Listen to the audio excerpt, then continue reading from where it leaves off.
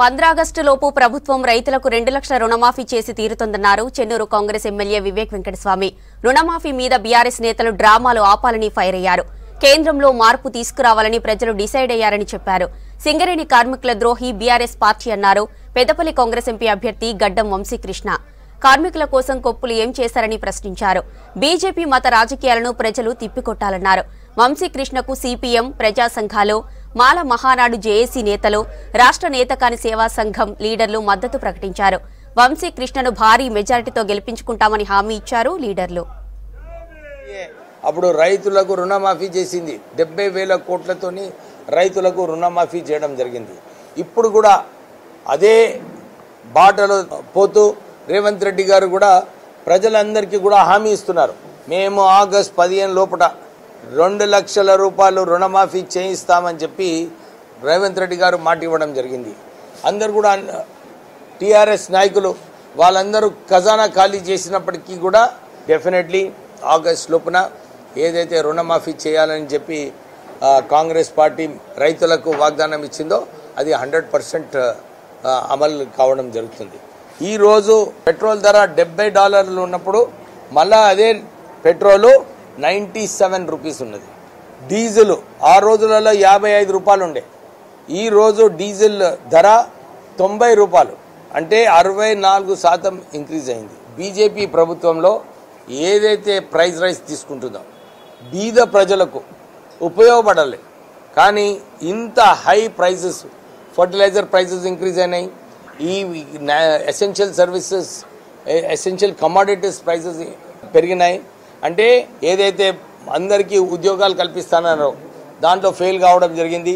ఇప్పుడు price rise common మ్యాన్కి ఏదైతే prices కంట్రోల్లో ఉండాలో అవి కూడా పెరగడం జరిగింది.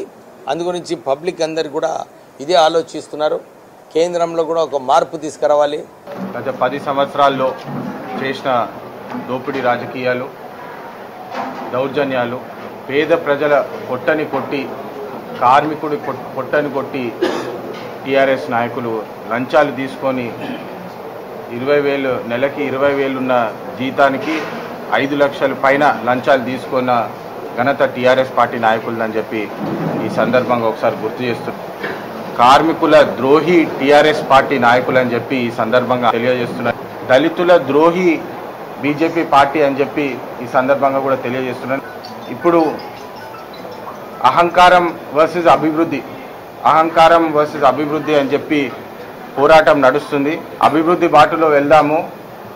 ట్రాక్ రికార్డ్ చూడండి, మంచి పనులు చేసినవి చూడండి, ఇంకా మంచి పని చేసే అవకాశం దక్కితే ఇంకా చేస్తామని చెప్పి కాంగ్రెస్ పార్టీ చెప్తుంటే మతాల మీద, కులాల మీద డివిజన్ చేస్తూ రాజకీయాలు చేసి మేం గొప్ప అని చెప్పుకుంటూ పోరాడే రాజకీయాలు చేస్తున్నారు బీజేపీ పార్టీ నాయకులు అని చెప్పి మీరందరూ ఈ సందర్భంగా గుర్తించాలని చెప్పి.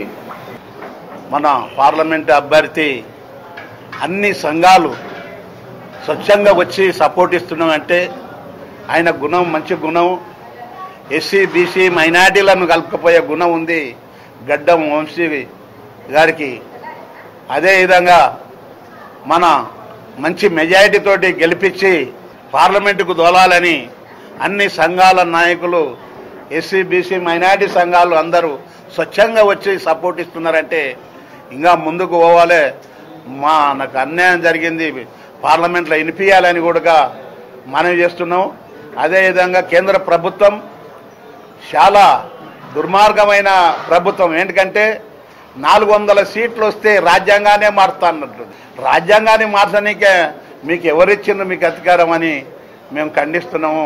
అదేవిధంగా మేము రాజ్యాంగాన్ని మార్చి అదేవిధంగా ఎస్సీ రిజర్వేషన్లు కూడా తీసేస్తాం అని మాట్లాడుతుంది. ఏమి గుణం పుట్టిందో కేంద్ర ప్రభుత్వానికి మేము గుణపాఠం చెప్పే రోజులు ఉన్నాయి. ఆ కేంద్ర ప్రభుత్వానికి ఓటేస్తే మనం రాబోయే కాలాల్లో మనం ఎదగలేము.